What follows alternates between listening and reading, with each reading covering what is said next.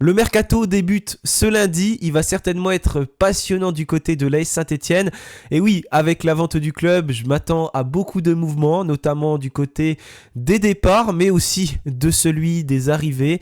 Forcément, il y a un nouveau projet, Gazidis l'a annoncé, l'objectif de l'AS Saint-Etienne cette saison, c'est pour l'instant de se maintenir avec un projet qui sera sans doute ensuite plus ambitieux. Mais pour l'instant, place à la prudence et place à la construction de ce projet. Pas mal d'actualités à évoquer aujourd'hui, j'avais pas forcément prévu de faire une vidéo, mais bon, il y en a tellement à dire que je me suis dit qu'il fallait quand même que je vous tienne au courant sur ce que je sais. Donc, je lance le petit générique et c'est parti.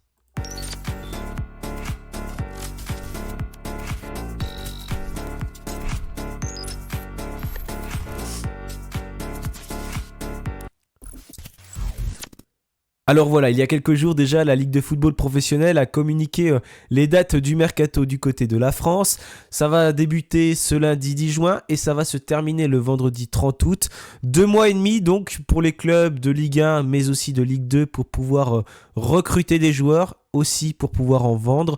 Le mercato hivernal, lui, se déroulera le mercredi 1er janvier jusqu'au lundi 3 février. On aura l'occasion d'en reparler bien évidemment dans quelques mois du mercato hivernal. On va déjà s'intéresser à ce mercato estival. Pour l'instant, il y a quelque chose qui est encore une vraie incertitude pour les clubs de Ligue 1, aussi de Ligue 2. C'est tout simplement les droits TV et qui vont avoir une importance majeure bien sûr dans le mercato parce que les droits TV, c'est clairement quelque chose qui compte beaucoup dans les budgets des différents clubs. C'est la source de revenus principale.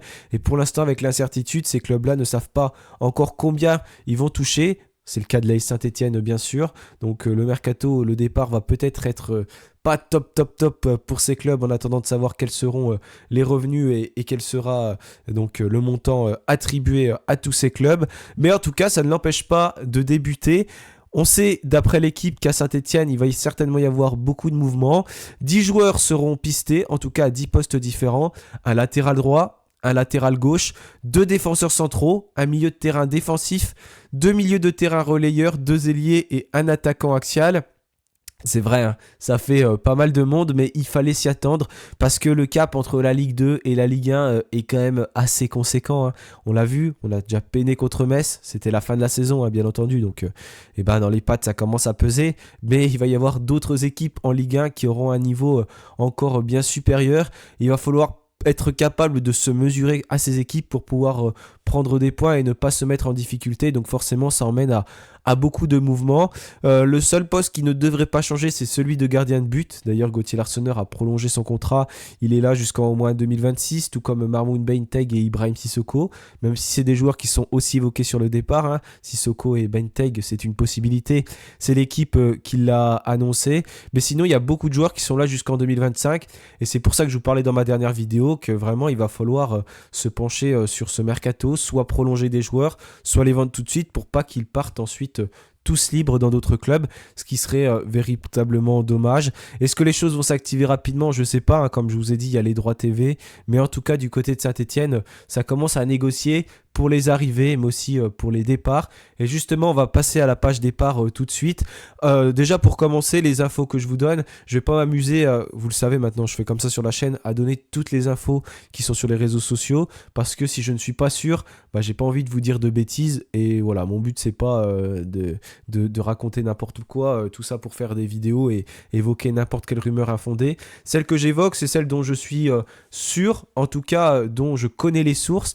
Donc, il y a pas mal de rumeurs Peuple Vert, parce que je fais partie de Peuple Vert, donc je sais qui nous donne les informations, d'où elles viennent.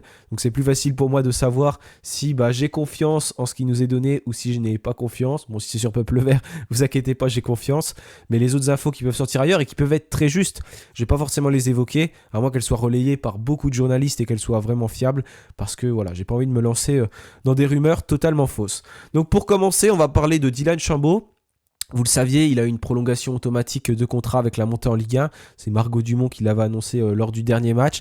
Et ça va pas changer quelque chose parce que Dylan Chambaud, on l'avait évoqué sur Peuple Vert en début de semaine. Et là, ça se confirme, il va partir du côté de la MLS. Il devrait donc s'engager au Crew de Columbus, donc club qui évolue aux États-Unis. Je sais pas pour les prochaines saisons combien de temps c'est. Je sais pas s'il est libéré de Saint-Etienne. J'ai pas d'informations là-dessus. Je peux pas vous dire si on va toucher quelque chose ou non. Mais en tout cas, c'est un départ pour Dylan Chambaud. J'en ai parlé dans ma dernière vidéo, Dylan Chambaud, lorsque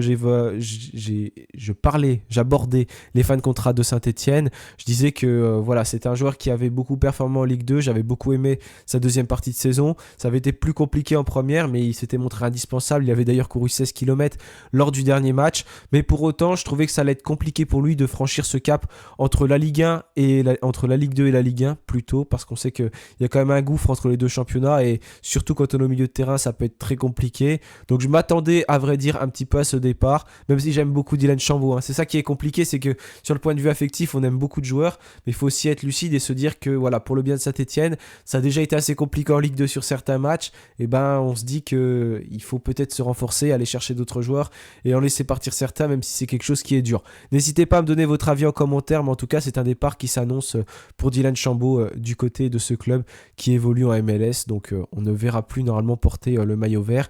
Lui qui a été formé à Saint-Etienne, supporter des Verts, que Laurent Batles était allé chercher à 3. Donc c'était une bonne recrue de la part de Laurent Batles qui a été beaucoup critiqué. Mais on voit que voilà, quand il est mis en confiance, ça peut être un joueur important qui n'a pas toujours performé sous les ordres de Laurent Batles, c'est vrai. Mais bon, il suffit des fois d'avoir un petit peu de confiance pour aller faire de belles choses. On a Maxence Rivera également qui va s'engager du côté de Dunkerque. C'est pareil, on l'a sorti sur Peuple Vert. Ça a été relayé et confirmé par Foot Mercato qui indique donc que c'était à Dunkerque en Ligue 2. Pas facile de juger Maxence Rivera parce qu'on ne l'a pas vraiment vu évoluer sous les couleurs stéphanoises, mais j'ai envie de dire c'est peut-être un départ logique parce qu'il a du mal à franchir ce cap, peu importe le coach, que ce soit Claude Puel, Olivier Dalloglio ou même Laurent Batles avant, on n'a pas véritablement un des coachs qui lui a fait confiance, ce qui montre aussi peut-être les limites de ce joueur, et c'est peut-être donc dans la logique des choses que l'on voit s'engager dans un club de Ligue 2. Je suis content pour Rivera parce que c'était un beau challenge quand même, il avait fait un bon prêt du côté du Puy Foot à l'époque en national, il est jeune, il a 22 ans, il va pouvoir encore progresser, et du côté de Dunkerque, je pense que voilà, il est tombé dans un club qui peut être bon pour lui s'il joue bien évidemment. Donc je lui souhaite de faire une très belle saison et surtout d'avoir du temps de jeu à Dunkerque pour pouvoir s'exprimer et pourquoi pas le voir plus haut ensuite. En tout cas, c'est un joueur qui a une belle marge de progression, donc je lui souhaite tout le meilleur pour l'avenir. Mais voilà pour les deux départs imminents côté stéphanois. J'ai pas forcément d'autres informations pour l'instant. Voilà, il y a des joueurs qui sont évoqués sur le départ aussi. Il y a des joueurs qui voudraient rester, notamment Mathieu Cafaro qui en a parlé. On va voir ce qui se fait.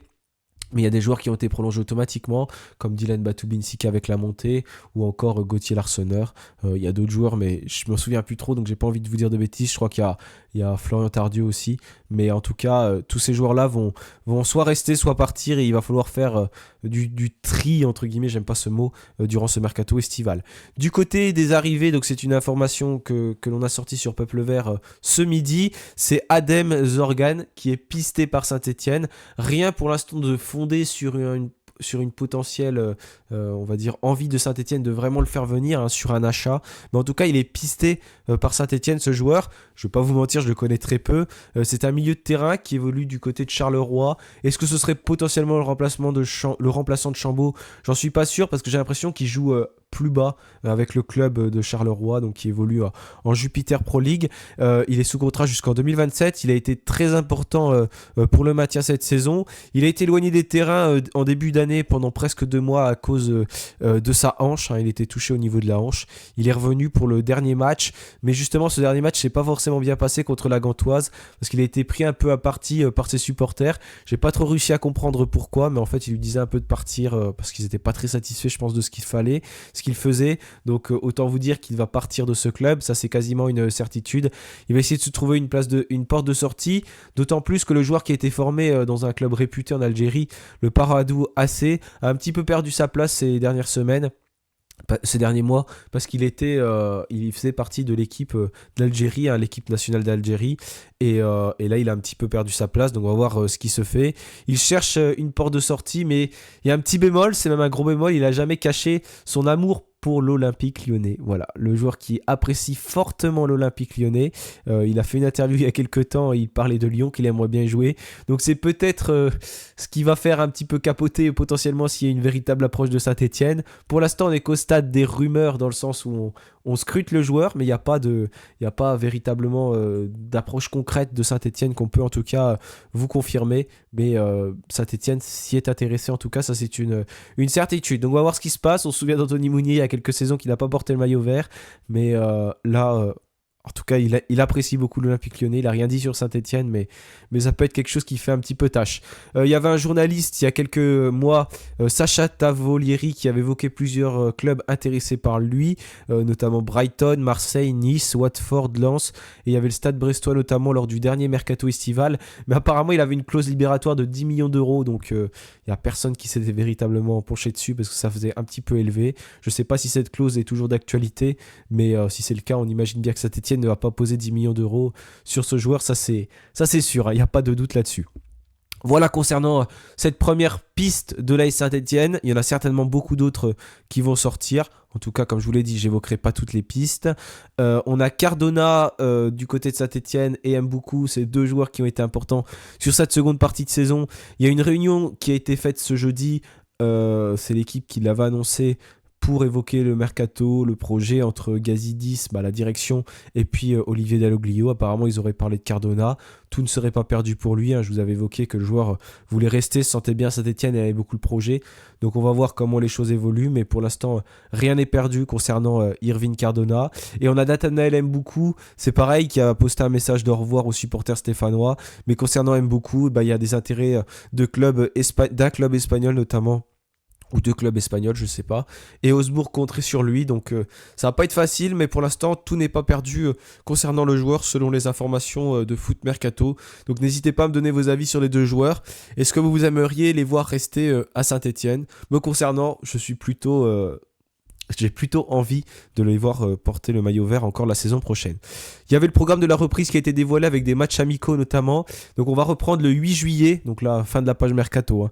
On reprendra le 8 juillet pour le groupe professionnel.